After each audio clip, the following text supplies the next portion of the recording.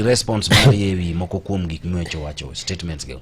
Ado mana paro ne mheshimiwa ni japiny to ok nyal hore nikech japiny to expect ni gik mano wach ni the team timore keti mana giliet tingeni kata mana samoro bende gaps manitiere nikech jotelo dwani mondo gaps obedie. They are taking advantage nikech mokwongo pile kata ka waloso gi jotelo gi samwatimo ne gi induction kata ka watimo ne gi trainings mopogore opogore wajanyiso gi gani governor ni gi thuolo mag communication. Gimilongo ni communication ni nyaka bed enhanced motegno. Manyiso ni koro gik matimre county ka koro ma mheshimiwa Silas chandrego do explain gi. Mago bing'eno ok gin kata tiji nikech japiny ma samoro winje nyalo wacho ni tang'o momiyo dok ne sirikal. Koro ng'eni mano be ng'at madwa chung'e komeno nyalo chako goego. To sirikal nigi a very robust communication infrastructure. Nitie directors of communication, nitie office of the governor communication, kia chief officer communication, jogo nyaka engage gi jopiny ma explain negi ni tang'ono ma sirikal timo, ang'o mose tim, ang'o ma poko tim, to ma poko tim nang'o. Then mar ariyo, nitie shida mang'eny jotendwa ma kaluo nigo bete achiel mondo gi discuss e achiel. Ni koro governor nyalo bet gi senator, obed gi wajumbe, mobed gi MCS. Gino tamo jotendwa makaluo. To kidhi e pinje mamoko kata counties moko, to gitime kendo kanye kama wach mar gik matimre gi county iwache. Kata mana mjumbe ma e national government, ma en MP kata senator bende wacho mage. Makang'o dhi od bura mamalo, to nitie gik county mukelo. Ting'eni korwa kaluo to wa film na ni kang'o luong senator kacha to senator dwa chako campaign no dwa bedo governor. MP be koro dwa chako gore gi MCA. Koro ji oluora ma conversation ma productive manyalo konyo jopiny understand gik ma sirikal timo onge nikech MCA kaka Silas ni obed mjumbe kata na chairman mar budget ma Lego Usonga gin gi thuolo magiromo godo gi jopiny almost every week. Odhi e kanisa, odhi e liel, kia odhi arus, odhi ang'o. Ma abed ni en gi understanding mar gigo ma sirikal timo. To nyalo dhi kacha to explain nigi. Omiyo kwayo mara en ni mondo kik jibed gi mentality moro ni sirikal ni onge gima timo. Mondo kik jibe kata gik ma ok tim ka kinyalo explain nigi. Ndara dong'une no kosechak ger ka poko rumo nikech ma otimre kama tendering nigi problem, budget poko wuok. Mondo understanding ma Silas wachocha japiny kapoko pimne ok onyal understand. Omiyo kwayo en ni mondo kaka sirikal ma Siaya, sirikal ma Homa Bay, sirikal ma Kisumu, sirikal ma Migori gi develop a joint multi stakeholder engagement maginyalo bet godo piny. To katieko ka fire en ni chik moro bende County Governments Act kae omiyo governor thuolo mar timo gimiluongo ni state of the county address.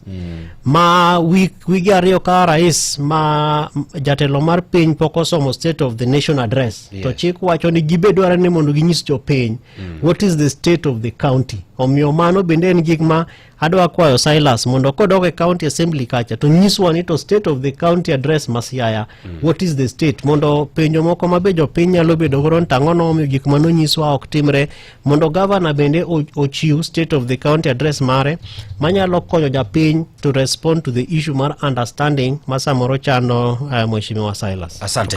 Aneno kanyo ka jitire penjo mathoth ahinya. Adwani mondo migie kinde ni endi ade achiel kachiel nyaka penjo mari kokale namba mar simo ka achiel koda WhatsApp kanyakla koda Facebook aboro sample. Koro samoro nyalo bedo ni indiko penjo to kasomo mano konyiso ni okaeri achungo mano iluongo ni on air editing. Tafadhali gie kinde malose ni endika podi aparo ni kanyo endo ni Youth in Sustainable Aquaculture. Isa mano endo chenro maber masani endo winjore indikri kaka jagono endo ma en ja pith mar rech kata samoro idwa donje pith mar rech. Kadiponi ni igni 18 kata kindi igni 18 nyaka 35 to in Kisumu, Homa Bay, Siaya, Kakamega, Busia kata Kilifi oyieni mar mondo mindikri nono maonge chudo moramora. Koro inyalo ywa tole nono aboro nono abiri ariadek ang'wen achiel aboro mano 0800 723 418. Kasto bende inyalo limo gi kata mane e Facebook page margi man Youth in Sustainable Aquaculture Kenya. Isa program ni endi bro chiwo ni ler kaka onego bed ni timo pith mar rech, yuto monego bed ni yude, kaka onego bed ni samoro imedo bero ngimani mondo mi obed makare kodi. Sawa. Program ni endi oyawe ne jogo eko bende nyaka mantiere kod ang'ol mar mondo mi wakonyre waduto te, jok mamine duto te oyienegi, nyithindo manyiri matindo bende oyienegi. Sawa nikech nitiere pesa miyudo kaendi kokale program ni endi mar mondo mi dhigoro nyime koda loso chenro ni endi mar bero ngimani in iwuon. Koro ndikri kaka jakanyo mar isa ni endi mondo mi ibi iyud konyruok nyakwara mogi, ni mar ma osir koda Mastercard Foundation kanyakla koda Farm Africa, Eco Network Africa Foundation, Latis kaachiel koda Aquarech, Ramogi Institute of Advanced Technology, Hydro Victoria kanyakla koda Livingwood Consultant Limited. Duto te biro ni kokale nyakalondo mar Ramogi mondo mi ngimani obed maber. Ber makende chako kinyi eyo manyangafu kogwen. Kwalose ber makende ng'e maber ni sani ndi wane kindego eko mag nyasi mag Christmas osechako. Koro kuom thuolo mar ndalo 12 mabiro nyochakore tarik 1 obro dhi nyime. Mane momiyo atemo wacho nang'oa obro dhi nyime nyaka tarik 12 e dwe ni endi. Mane endo loyo gimiluongo ni mbuzi diel mar weche go mag Christmas kokalo kanyo endo timo shopping e Naivas. Koro ma endi en thuolo mari nyakwara mogi, inyalo timo shopping e Naivas, inyalo ng'iewo gike mopogore bed chiemo, bed weche mag electronics gieki, to nitiere kaka nyiewo gigi kende bro mi kanyo endo thuolo mar yudo kata mana locha mar weche gieki mag chamo Christmas maber. Koro mondo mi yud diend ni endi nyaka tim shopping kod Naivas mora machiegni kodi kanyo endo kilokol, yani mana magwengu kanyo. Kikitim mistake moro ni idak Nairobi ka to idwa dhi chamo Christmas dala, kasto itimo shopping Nairobi, titing'o ikete gari tidhigo. Naivas sani endi nitiere koda bade nyaka gwengego kuma Kisumu, nitiere gwengego kuma kuonde mopogore. Koro inyalo dhi timo shopping Kisumu ma Naivas, nikech inyalo timo shopping ni tipo kiyudo nini mbuzi ni to kare yude Nairobi ka ibro yu chinje nade. Koro tim shopping e local Naivas mantiere buti kanyo, to tok tarik 12 waloke koro ken mbuzi ichako yudo jaloch ma pile ka pile mar gweno. Sawa gweno maching midhi chinjo. Koro tim shopping e Naivas iyud ber kaachiel koda nengo mogore piny mag mwandu. Naivas saves you money. Machiegni Ramogi Baraza kuom twak mageri e yor siasa, ngima, pur, alwora kod weche mapiny orugo. Ramogi Baraza ang'e maber ni nitiere moko kuom jogo eko moro ote mopogore. Ng'ato kae iluongo ni Ochieng' Buoro wacho ni good morning from Kisii, Kenya. An jadak mar Central Game Ward wacho ni congratulations to Honorable Madingu Senior. However much ni Sangwenya Okosre, this gentleman is a true definition of transformation. Nderni ma ya Central Game kacha okay sawa ma opwoe kabisa dong. Ngene ma ok jalwedo ma riek wacho ni sector mar thieth ka ema ong'ina gi wang' ariyo jatelo, otherwise erokamano and keep it up. Ochieng' Bruno wacho ni sector mar thieth to Madingu ang'eni en jakom ma ochung' ne weche go eko mag health, kata health committee e county assembly Masia. Nyo ndang'eni wabro wacho bankine machuo kende obro goe mbaka. Engineer wacho ni gik ma jotelo yuagogo nyalo bedo understood well in proper procedural public participations.